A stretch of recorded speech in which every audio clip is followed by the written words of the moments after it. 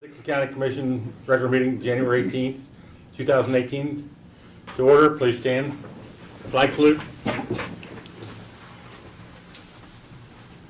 Aye. Pledge allegiance to the flag of the United States of America and to the republic for which it stands, one nation, under God, indivisible, with liberty and justice for all. Approval of agenda with the additions of consider appointing Shiloh Walters to represent the county on the Abilene Senior Board. Also, consider resolution approval of federal fund exchange agreement with KDOT for 2018 and consider resolution to approve assistant deputy coroner for Dixon County. I make the motion to approve the amended agenda. I'll second it. Been moved and second. Any discussion? If not, all those in favor say aye. Aye. Opposed? Motion carried. Consent agenda. Minutes of the January 11th meeting. 2017 fund expenditures for $140,995.64. 2018 fund expenditures for $1,261,299.97. Abatements of $59,396.06. Caper wire payments of $44,162.27. Credit card wire payments of $11,899.67. Utility payments, wire payments of $4,912.25. And utilities wire payments of $2,393.58. I'd move that we approve the consent agenda as presented. I'll second it. Been moved and seconded. Might make, you want to explain why some of the payments are bigger, Brad? Well, absolutely. This is the beginning of the year, and so we have double accounts payable. We've got the end of 2017 bills that we're paying that come out of that budget. We're also paying 2018 budget bills, and to that end, January is always what I call the heavy month. We've got not only our records management and our CAD project, we're making the first substantial payment on that. We're making the last of 5 years' worth of payments to KDOT on our revolving loan fund for our overlay of 40 miles back 5 years ago. That's $500,000 essentially. And then we have a lot of contractual and membership fees that we're paying this month, whether it's the planning commission fee or a KAC fee or the money to the juvenile detention center or K-Work. I mean, that all comes in January. So it's a heavy month, and that's where a lot of those come in. So it is, there's some big numbers there, and not only to make it big, they're doubled, so. Any other discussion? If not, all those in favor say aye. Aye. Opposed? Motion carried. Commissioner comments and committee reports. Laverne, you want to go first? Okay, I did have the North Central Juvenile Detention meeting over at Junction City yesterday, and like I say, we closed out the year using a little bit of our reserve funds, but it came out pretty close to where we budgeted, which was a good thing. And like I say, we do have some reserve funds that, like I say, depends on most of the people feel like, you know, that we can use a few of those reserve funds and not increase that budget. But it's still, our costs are still based off of our percentage that we use it compared to the other counties. So that can, if our percentage use is more, we could end up paying more but it just depends how that works out. But we did, like I say, I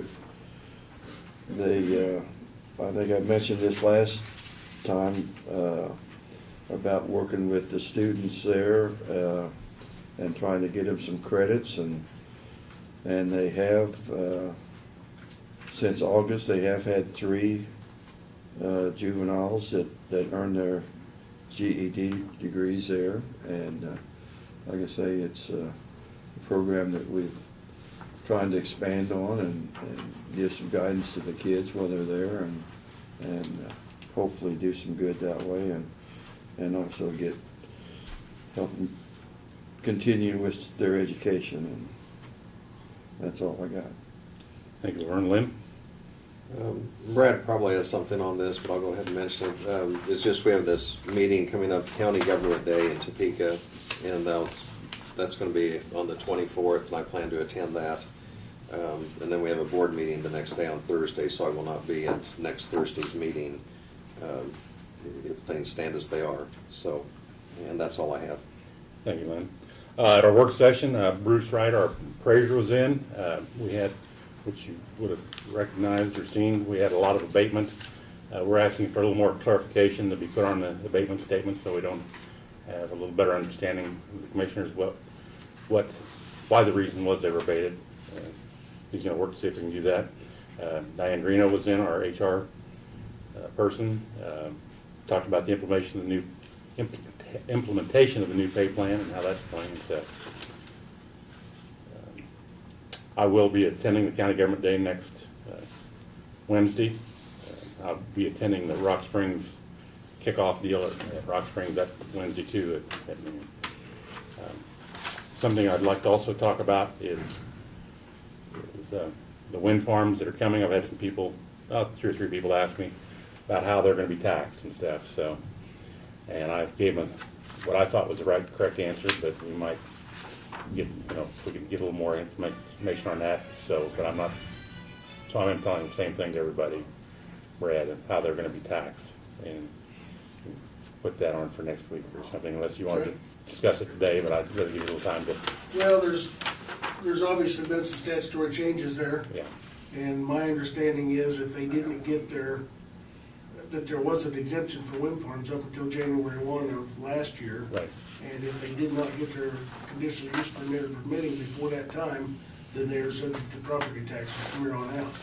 And so I'll get some clarification on that, and then Well, we can discuss it next week. Yeah, and what brought that up was the people I talked to before, and they knew about the Met Tower, and I'm not sure that met the conditions for starting the construction. I So, agree. I've yeah. looked at that, So that's- and I hadn't talked to Doug about it yet, but I suspect that there may be a thought on the other half of that table that it did. Right. Because as you remember, they came in at the end of December and Yeah. actually got their conditional use permit, I think, the first week of January. But in the statute, I reviewed that, and it said they have to make application. So, of course, the Met Tower Right. is insignificant when you consider that, so. And I talked to Tim, and Tim says, well, we looked, and the conditional use permit, or the Right. permit that they requested strictly talked about the Met Tower. Correct, that's what I. It had nothing to do with the rest of them, so, my legal interpretation, for what it's worth, and that's about a thimble full of nothing, it wouldn't have anything to do with the wind farm. That's what I told them I was going on too, Yeah. that they would be, it's not like the pipeline and stuff, it'd be taxed the way the pipelines are. And to me, the test question, and I asked Tim, would be, are they gonna be required by our regulations to come back in and get a conditional use permit for the wind towers and the electrical passage lines and stuff, when they're ready to do that? And he said, absolutely. Okay. So that test question tells me that they didn't do the application in time, but that could come down to a legal battle, I suppose, in court, so. Well, we don't have to put it on, but sometime in the future, we get Tim up here and get a little more, so we're all speaking from the same Yeah, language. but my understanding is they are taxed now, and Yeah. I can only assume that taxing will come, that'll be a utility tax that is assessed through Topeka, like, Yeah, DSNO. utility companies, DSNO and Westar and those, so. Mhm. That's the best I can tell you at this point, Craig. Okay, thank you. We have no petitions or proclamations. Brad, do you want to give your report, please? Yes, a couple things today. First, we've been looking for someone to represent the county on the Abilene Senior Citizen Council, and I got a call last week from Bob Brazel. Bob is, of course, you know Bob, he's actually the treasurer on that committee, on that council, and he made the suggestion of possibly us allowing Shiloh Walter in our office to represent us. And so I talked to Shiloh, and she said, well, she wouldn't be opposed to that. The meetings, they only meet 4 times a year. It's at 9 o'clock in the morning. I told her that it would certainly be allowable if she went over in county time to represent us and come back and report to you anything that needed to be done, and she was agreeable to that. And so if that's satisfactory to you, I think Charlotte will do a good job of representing us and come back and actually giving us a report of things that we might need to know. Their next meeting is not till February. And so I think Charlotte would be a good appointment to that. It's a little bit different than what we've had in the past, because obviously Shiloh's not a senior citizen, but it might give us a little bit better communication. So my recommendation would be that we appoint Shiloh to that position to represent the county. Also, the Talmadge Sewer District, we're working on a backup generator there. When that system was put in place 30-some years ago, they purchased a trailer-mounted generator. It's set in the fire station in Talmadge for 20-some years. We have had it down at the county yard in storage for the last 8 or 10 years, so however long since we took over that district and management of it. We've had our mechanics work on it several times. There are seals and parts in the carburetor system that are no longer available, and it's just not worth fixing. What we would like to do is purchase a backup generator, very similar if not identical to what we did at Detroit, and have it mounted on a concrete pad up there next to the lift station, so that it's all automatic and it's there all the time. Because any time in the past that we've had a power outage, we know we've got about 4 to 6 hours at Talmadge before we're gonna have problems, messy problems, with sewer backing up with the power out. So this way it's all automatic. We already have monitoring at that location, the remote monitoring that Paul Frelick monitors, and if there's a problem with the lift station not working, he knows on his cell phone immediately and knows how to respond to what the problem is.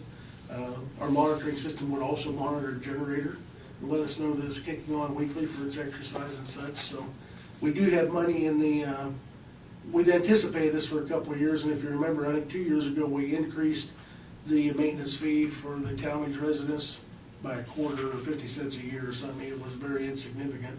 But we do have enough money in there, we can easily do this and still have enough if we had a problem with the lift station. So I think it will be a very positive addition to that, to upgrade to that. The lift stations are in good, the pumps are in good working order. I think that can be done for, I'm gonna ballpark around $5,000–6,000. So I just want to let you know that we're working on that. We've got this capacity, and Paul, we're working with Paul on that to figure out what we need. And I think if we do one identical to what we've got at Detroit, it just works very, very flawlessly. So My question would be, I mean, this is a different same subject. How, they've ever been cleaned out? the lift stations? Yeah, no, the lagoons.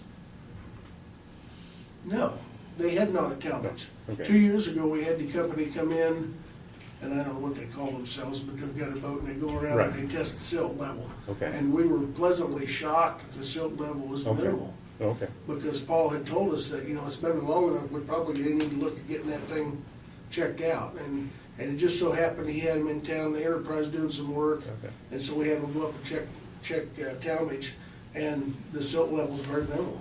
So it didn't need cleaning, which is surprising Yeah. due to the age of the system, so. Now, we do have the lift station, the pit for it cleaning Right, periodically. Because it catches a lot of the grease and the contaminants that get flushed, shouldn't be, but get flushed down the sewer system. And about once a year, we have to have a pumping service go up and pump that out. But that's a small price to pay to keep the system functional, so. But anyhow, we're working on that project, and maybe here in the next couple of months, we'll be able to get that implemented, so. Speaking of Enterprise also, you may have seen in the paper this morning, but Enterprise was awarded a $600,000 grant, the CDBG grant from the state of Kansas, for their sewer system, and Paul sent me an email yesterday when they got the notice. They were pleasantly surprised to get a little bit more than what they actually applied for. Really? And that's gonna help pay for their connection between Enterprise and Detroit to utilize the Detroit lagoons. So That's positive. Now that they've got that, they can secure their USD low-interest loan and start moving forward on the project, so it's good news for them, so. That's all I've got. Thank you, Brad. Doug, you have anything for us? No, just the tax sale coming up February 5. Nothing else. Thank you. Thank you, Doug. Notice of communications. We got a letter from JC Freedom Enterprises. They're asking to consider amending the existing law to make available to sell consumer seed grade fireworks to the public. They're out of, whatever,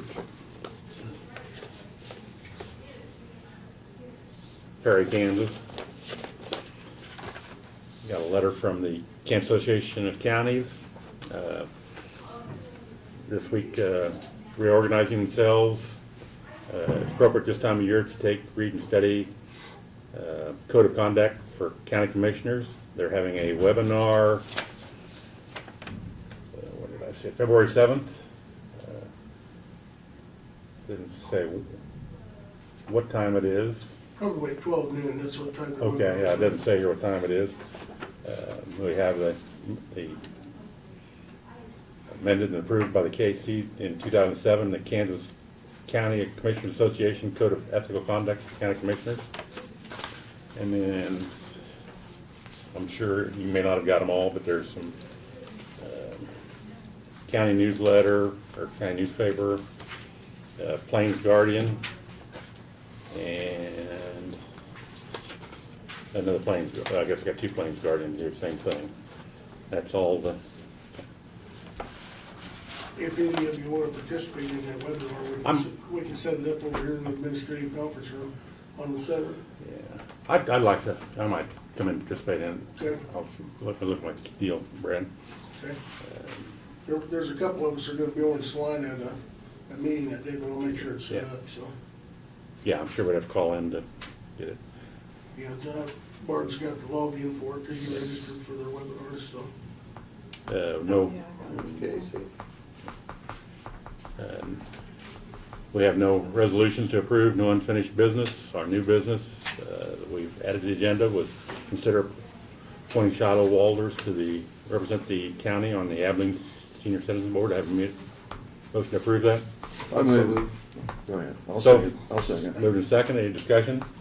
Not all those in favor, say aye. Aye. Opposed, motion carried. The other one is to consider approval of the federal fund exchange with agreement for KDOT for 2018.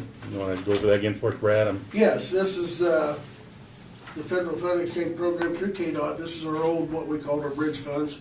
That is our federal funds allocated down through KDOT to go for road and bridge projects. And prior to last year, well, actually Dickinson County was very instrumental back in Joe and Sheila's tenure of meeting with KDOT and trying to get some changes made to where we could spend this money the way we wanted to. And so the Federal Fund Exchange is actually, there's two places. There is, as a result of that, this is the money that we used to bank at KDOT to go for a bridge project.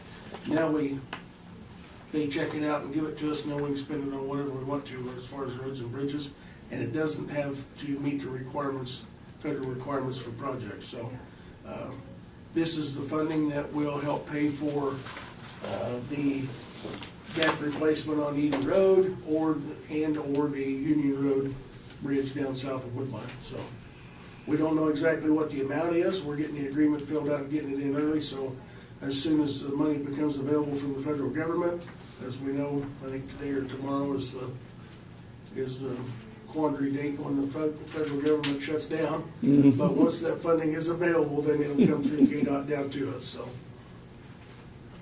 I'd make the motion that we approve the federal fund exchange agreement with KDOT for 2018. I'll second it. Been moved and seconded. Any other discussion? Well, it was brought out at our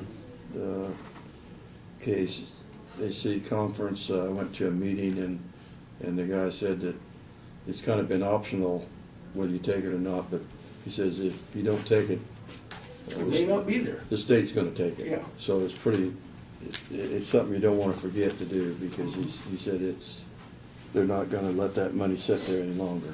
Every county has a certain allocated amount based on the number of bridges and length of roads you have, and ours is a substantial amount, so as we've heard before, if you don't take it out, the legislature's liable to take it, or in this case, they've actually changed the rules where KDOT will reallocate the funding within their organization, so it's a get or lose proposition, so.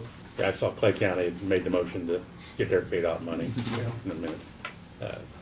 All those in favor of the motion, say aye. Aye. Opposed, motion carried. Other addition was consider resolution to approve for assistant deputy coroner for Dixon County. Brad? This is an action that comes on behalf of Dr. Sherman, our deputy county coroner in the county, and we've had a number of changes at the hospital with medical staff. So this essentially appoints Dr. Megan Brown, Dr. William Short, and Dr. Brian Holmes as assistant deputy district coroners for Dickinson County. I move that we appoint these three as to represent coroners for us. And it's by resolution 011818. Okay. I'll second that. Been moved and seconded, we approve resolution number whatever. All those in favor say aye. Aye. Opposed, motion carried. Any other business to come before the commission today? I'd move we adjourn. I'll second it. Been moved and seconded, all in favor say aye. Aye. Opposed, motion carried. Stand adjourned. That's really good.